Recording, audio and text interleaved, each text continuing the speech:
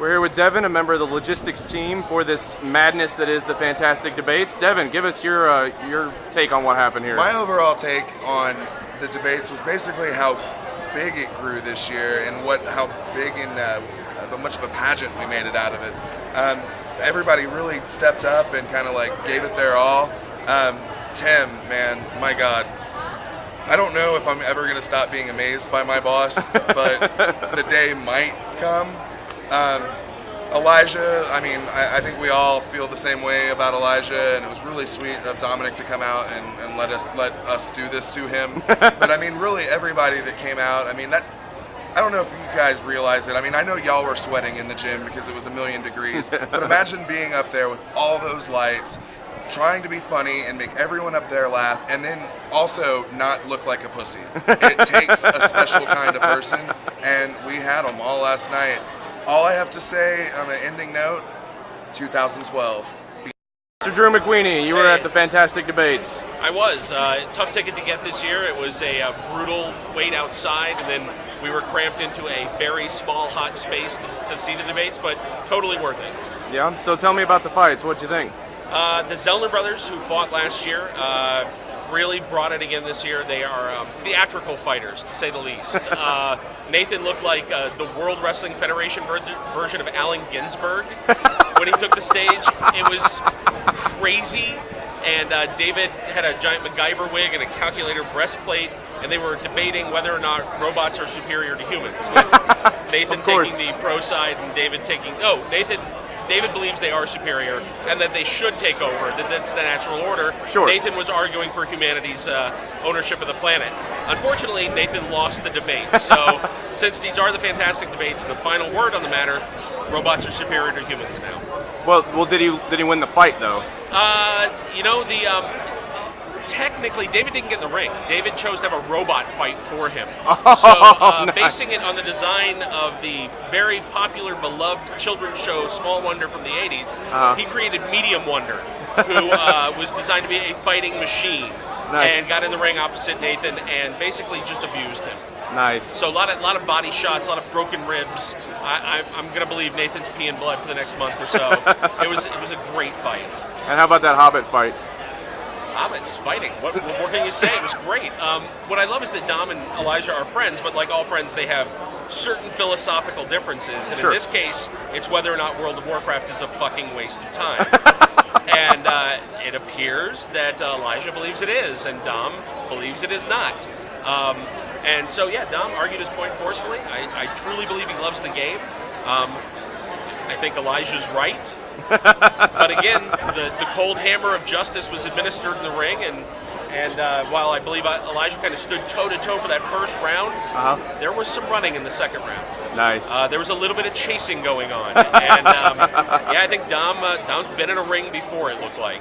Awesome. So, in the end, World of Warcraft is not a waste of time, no matter what you believe. Well, no, then that's good to know, and it's good that we settled that in the right forum. Absolutely. So, is Tim League still alive? Tim is alive. Oh, thank God. It's a miracle. Here's the thing. I think Tim's a very smart man. My belief is that Tim took that guy drinking the night before. Because after you've been drinking with Tim Lee, you can't kill Tim Lee. You can barely stand. You can't. It's just impossible after that. Because Tim's Tim. Right. It's the force of personality. So James went easy on him in the ring. I do think that one of the craziest things I've ever seen in a Fantastic Fest debate ring is James saying to Tim repeatedly, "Hit me in the face. Go on, hit me in the face." And then he'd take the shot in the face and go, "Hit me in the face." It was insane. So yeah, James remains a monster to be feared, and truly not someone to be toyed with. Yeah. I think Tim is one of the few people able to get in that bull ring and walk away ungored. Fuck NASA versus Andy Howell. Fuck NASA versus Andy Howell. Fuck NASA is the guy who runs the YouTube channel where basically his entire message is fuck NASA because they're lying to us and they have free energy and dead aliens. The guy's insane, like an insane person. And when you watch his YouTube videos, you feel pity. Right. More than anything, pity, not rage. But Andy, being Andy, a brilliant astrophysicist who's discovered supernovas, who's worked at astronomy labs around the world, who teaches at UC Santa Barbara, Andy took offense to this. So Andy, who is 6'20", is this giant beanpole, and the fuck NASA guy is about 3'4". So the entire fight, once they got into the ring, there was no debate. Andy used his full 2 minutes for his opening argument. The fuck NASA guy did 44 seconds of fuck NASA, man, that guy's a pussy. That was it. 44 seconds both times. Oh boy. So Andy was seeing red by the time they started fighting. And being as tall as he was literally just raining punches on the little guy. Oh, and every time he would hit him in the head, the little guy would sit down. And then stand back up and be like, yeah, fuck NASA, man. And Andy would just hit him in the head again and make him sit down again. It was amazing. It's like a cartoon. That really was the greatest thing I've ever seen, and well worth attending the Fantastic Debates this year. And that's why we go to Fantastic Fest. Yes. Mr. Sean Levy, you were at the debates last night, and you write for the Oregonian. Yeah. Tell me a little bit about what you saw. Oh gosh, it was great fun. It was great fun. You had these, the guys, God bless them, I can't remember their names, and I've seen them perform twice. The brothers from Austin. Yes. Who do comic horror. The Zellner brothers. Yeah, the Zellners are hilarious. The MC, Owen, hilarious. Yeah. Hilarious. There was some actual argument going on in one or two cases and some sort of thoughtful conversation, but the combination of people just talking smack and then smacking is just irresistible. There was a great fight, by the way. They must have boxing gyms in the Shire because Elijah Wood and Dominic Monaghan, those guys sparred. I mean, there were a couple of good hits each. Nice. Dominic is in shape, but Elijah's fit and nimble. Yeah. And he got twice off the ropes by doing a 360. Oh, he's like a cat. Yeah, and he got a couple of blows in. Dominic knew he was in the ring with Elijah, but Dominic's quite a fit fellow. Tim League didn't shit himself fighting the Irish bare knuckler, James Quinn McDonough. That's more than we could have asked for. Yeah. So, I count that as a mark of his strength as a man. Absolutely. But it's great fun. Events like that are so much a part of this festival. I try to go to as many of those as possible because there are a lot of places to see good movies and even movies of this stripe. But there's very few places on Earth and very few times in those places where you can see events like that. Absolutely. Thanks a lot. Cheers. Mr. Eric Vespi of Ain't It Cool News. You were at the debates last night. True. Give us some post-fight reactions. Tim survived, which was a shock to everybody. And also shocking was the fact that the two hobbits was like the most brutal. Like, they were really going after each other. That was the most brutal fight of the night. And when the night consists of an Irishman and a Texan trying to represent their cultures in the ring, that was my biggest shock of the night. What did you think when you heard Tim was going to be fighting an Irish bare knuckle boxing champion this year? I thought he was in trouble, and then I actually heard what the debate was about, and then I was like, you just killed yourself. Because the debate was about Texans are tougher than drunk Irish assholes, apparently. That's right. almost how they phrased it. I'm like, dude, you don't want to do that with the undefeated. Well, I guess he's defeated now. Tim won the fight.